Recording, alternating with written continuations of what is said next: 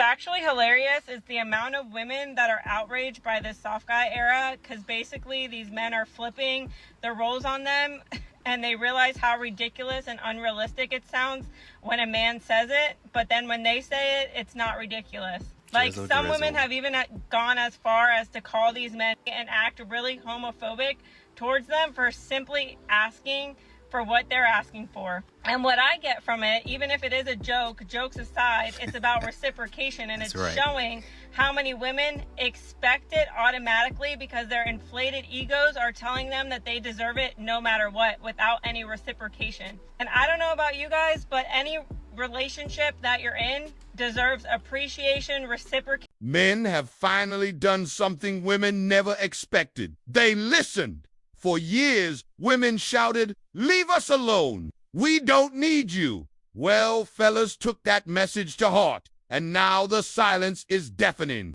Before we dive in, drop a comment. Are modern men more delusional, or is it the ladies? Hit like and subscribe so you don't miss what we expose next. Let's hit 1 million subscribes. Here's the reality. Women told men to step back, to stop approaching, to stop chasing. And for once, men actually respected the boundary. They're no longer cold calling strangers for dates. They're not throwing money or energy into conversations that start with hostility. They simply stopped. And now, the very same women who demanded independence are shocked at the outcome. They wanted men to leave them alone, but they never imagined men would actually opt out of the game entirely. Because here's the hidden truth. When men pull back, society feels it. Dating slows, marriages decline, birth rates drop. The very connections that built communities start to disappear. This isn't punishment. It's a natural consequence. You can't spend years telling men,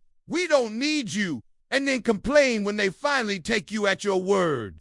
Choices create outcomes. And this is one choice modern women now have to face without blaming men for simply doing what was asked of them. Homeboy Will. Drizzle, drizzle. It's giving uneducated. Yeah, you can't offset us.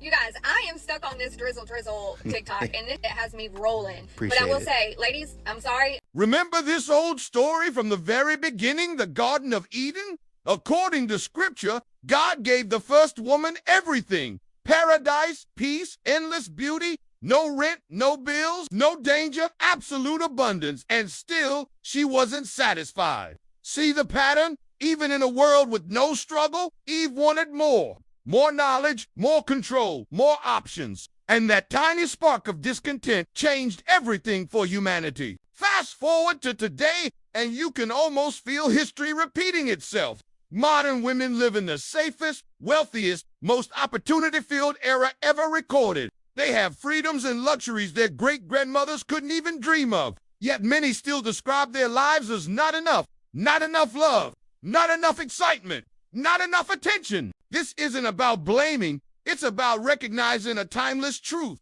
External abundance can't feel internal emptiness. Whether it's Eden or Instagram, when the heart is restless, no amount of freedom or material comfort will satisfy. Until that hunger for more is faced head-on, the cycle of wanting will never end. For going out in public and getting 0 compliments, 0 people approaching me, 0 people asking me for my number, when this is a known thing for girls to experience. The reason why men don't chase as much anymore is because they can easily go onto Tinder, go onto a dating app, and they can start swiping and find another database of women that they can start flirting with or love bombing.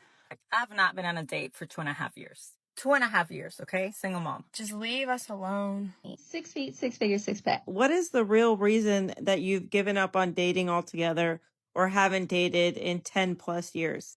You made a video about the adored and the adoree between men and women. The adored and the adorer. Yes, sorry. Can you talk about that a little bit and why men need to understand being the adored is where you need to be as the man? Sure. It's actually pretty easy to understand. I call it the balance of attraction. The fundamental axiom is that it's not possible for 2 people to like each other exactly the same amount. It's not possible. The issue is that if a man is the adorer, it forces the woman into the adored mode, and the adored gets to be loved by the one they're with. These people maybe have more control or power in this situation, but they have less of an emotional experience. It's not as fun to be loved by the one you're with. It's way more exhilarating to be with the one that you love. And in general, boredom is going to drive women out of a relationship sooner than men. Yep. And the longer she's in the position of being the adored, she's on that pedestal and you're looking up to her, the more she might be looking for. Frankly, this is one of the most overlooked survival strategies for men today. Choosing not to chase certain types of partners isn't just a dating preference, it's a health decision. Think about it. Constantly pursuing women who thrive on chaos, endless drama, or ever-shifting demands drains more than your wallet. It spikes stress hormones, wrecks sleep, and keeps a man in a permanent state of alert. Chronic stress has been linked to high blood pressure, heart problems, and shorter lifespans. When a man steps back, protects his energy, and refuses to play the endless approval game, something powerful happens. His mind clears, his body recovers. He gains the freedom to build purpose, wealth, and friendships that actually nourish him instead of deplete him. This isn't bitterness, it's biology. Less chasing means less cortisol. Less chaos means more years on the clock. In a culture that glorifies toxic relationships and emotional roller coasters, walking away is more than respect. It's literally adding life to your life. It's a video about this, about how guys are like maybe shy or scared to ask girls out now. I don't know why they're not going up to a woman. Like, what's holding them back from that? Because of feminism and Me Too and all that shit. And because women will put men on blast who like maybe awkwardly approach them. Yeah. And like also those gym TikTok videos where girls like work out in the gym and then there's like a guy who like glances at them for like 1 second and they fucking blast them. That's what guys are scared of. And these guys aren't even doing anything wrong. Sometimes they're not even looking in their direction. But like, so there's like this social component now where like people are terrified to get like exposed. Here's the cold reality of modern dating. What used to be called pursuit is now often labeled harassment. A simple compliment, a polite invitation, even an attempt to get to know someone can be twisted, exaggerated, and weaponized. Men see it everyday stories of careers ruined over a misunderstood conversation, reputations destroyed by a single accusation. So it's no surprise that more and more men are choosing to step back completely. It's not fear of rejection anymore. It's risk management. Why gamble your livelihood for a chance at connection when one awkward moment can be turned into a headline? Many men would rather protect their peace, their paycheck, and their name than chase someone who might decide later that the attention was unwanted. This isn't paranoia, it's adaptation. When the social climate makes normal interaction feel like walking through a legal minefield, the smartest move isn't to chase harder, it's to stay still, observe, and let women who are truly interested make the first move. Don't chase women. Really? They'll chase you. You meet a lady, you express to her how wonderful she looks or how you respond to the way she looks or whatever it is, and then go on about your... Here's the ultimate irony of modern relationships. Men stop chasing, and suddenly the attention appears. Think about it when a man is constantly pursuing, bending over backward, sending texts, buying gifts, and showing up for validation. It often creates pressure. Women can sense the chase, and paradoxically, it can make them pull away. The harder you try to prove your value, the less space they feel to actually appreciate it. But the moment a man steps back, protects his time, and stops performing on demand, something shifts. The dynamic flips. Suddenly, those who were distant or aloof start reaching out. Why? Because scarcity creates interest. When you're not available on a whim, your attention becomes valuable. Your presence becomes worth earning. This isn't just dating advice, it's social psychology in action. And it exposes a hard truth about modern gender dynamics. Chasing endlessly often signals neediness, while holding your ground signals strength. The irony, many women only start noticing the value of a man once he stops trying so hard. What they can't have. Yeah. So then wouldn't you say that chasing women is terrible advice for men? Yeah. Because if he chases you, he's telling you, you can have me. Boys, I'll repeat this one again. You'll lose money chasing women, but you'll never lose women chasing money. Ingrain that, burn it. Here's a simple but. Brutally true analogy for modern dating. You'll catch more fish with bait than with your bare hands. Think of bait as strategy, subtlety, and patience. It's knowing how to show value, demonstrate confidence, and create attraction without forcing it. Chasing with bare hands, texting nonstop, overinvesting, and begging for attention is exhausting and usually ineffective. Most men who try that method end up frustrated, stressed, and burned out. But the rare man who can do both, who knows when to wait, when to step back, and when to assert himself, is operating on a whole different level. He's what people in the streets call a top G. He's got game, discipline, and awareness all at once. This isn't just about dating, it's a mindset. Life rewards those who understand timing, strategy, and self-respect. Chasing blindly wastes energy. Using the right approach multiplies results. Master both, and you're untouchable. This way, let's say in only one out of 10 or 1 out of 50 instances, a guy walks up to a girl very politely and says, "How do you do, ma'am? My name's, Rick, and couldn't help but notice you shopping at this here bookstore, and I live in the area. I'm trying to make friends."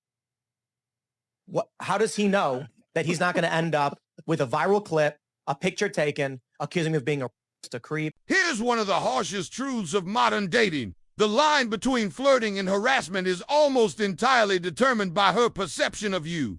If she's attracted, a compliment feels charming, a wink feels playful, and a casual text seems thoughtful. But if she's not, the same words, the same gestures, the exact same energy suddenly become invasive, uncomfortable, or even threatening. This is the reality men navigate every day. It's not just about manners or intent, it's about perceived value.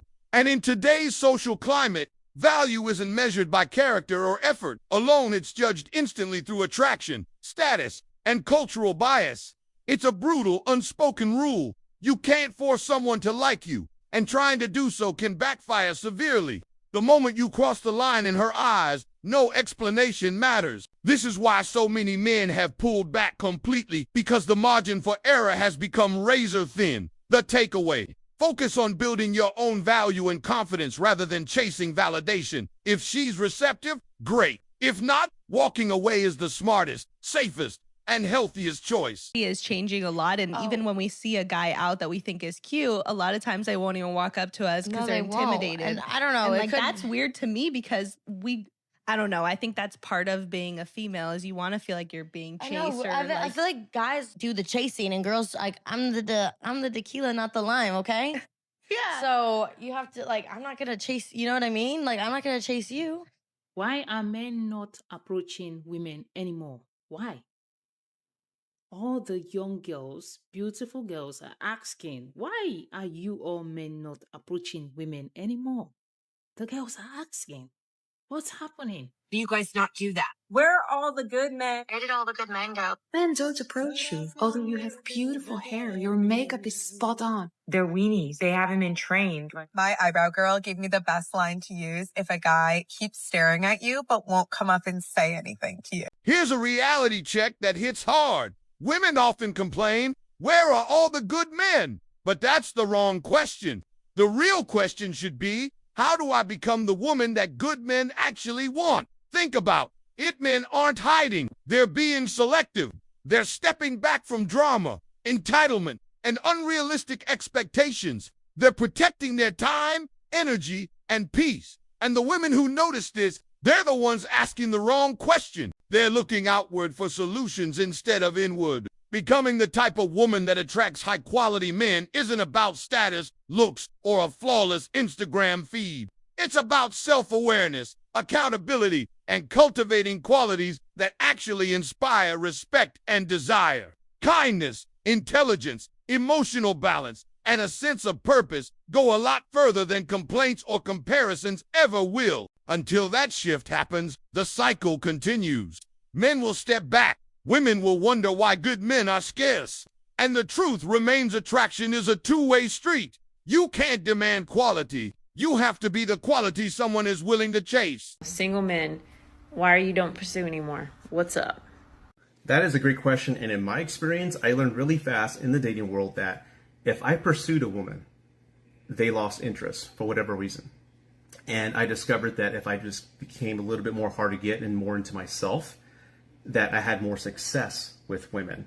So to answer your question, why men don't pursue women anymore, it's because we just got in contact with a lot of bad women who taught us that's the way to be successful. And we forgot there's a small minority of good women like yourself who like the traditional pursuit, but we don't encounter enough of you. You're like the 10% of the 100 out there. So that is why men don't pursue anymore, because we know 9 times out of 10, they'll lose interest. Women are going crazy, guys, because they can't figure out why you're not going up to them anymore. Guys' eyes are wide open now, right? They're wide open. And they're starting to say, well, you know what? I used to think it was worth it for me to just put myself out there all the time because, I wanted to take a girl out. But now I'm realizing you got the gold diggers, you got the women who want the free meal, you got the women who expect me to do everything, but in return want to do nothing. You got women who are saying, what do you bring to the table? But when you ask them, they get insulted. You got women who don't. You can't even talk. You talk about, oh, yeah, you had 400 boyfriends before and you slept with all of them. Mm-hmm. They get defensive. Maybe I just don't need to pursue women right now at all. That's what's happening. Here's one of the most frustrating double standards in modern dating. Some women will insist, let's just be friends, but then expect boyfriend-level treatment without offering anything close to a relationship. They'll happily accept free dinners, rides across town, help with bills, or endless emotional support, while making it clear there's zero romantic interest. But here's the question. Do your male friends expect you to pay their rent, cover their meals, sacrifice hours of your time on demand? Of course not. This is what's known as the one-way friendship trap. It's a dynamic where the woman enjoys all the perks of a boyfriend protection attention, resources while keeping the man firmly in the just a friend box. And too many men fall for it, thinking patience will eventually lead to romance. It almost never does. The lesson, if she calls you a friend but treats you like a personal ATM or chauffeur, it's not friendship, it's exploitation. Real friends don't keep score, but they also don't expect you to fund their lifestyle while they date someone else. Too many men these days that ask themselves why women don't go for nice guys like them and instead are chasing after those that couldn't care less about giving her the time of day. Women are attracted to a man that they cannot control. It doesn't matter how much you do for her, run circles around her. Just the fact that she can make you do those things in the first place is what majorly kills the attraction. Here's the part almost nobody talks about. When women treat men like walking wallets or on-demand therapists, it's not just inconvenient, it can be mentally and emotionally traumatic. Most men won't admit it. They won't cry on camera or vent to their boys. They simply internalize the pain, quietly pull back, and disappear from the dating market altogether. They stop answering calls, stop offering rides, stop being available. Because eventually, every man learns the hard truth. It's better to be alone than to feel alone next to someone who's supposed to care. This silence is why so many people underestimate the damage. Men are conditioned to swallow it, to man up and keep moving. But the cost is real stress, burnout, emotional numbness. Walking away isn't weakness. It's self-preservation. So fellas, if you've been there, know this. Choosing peace over exploitation isn't running from love, it's making space for a relationship where respect actually exists. Thanks for watching. Kings, if this message resonates, hit like, share it with a brother who needs to hear it, and subscribe so you never miss the truths we drop right here.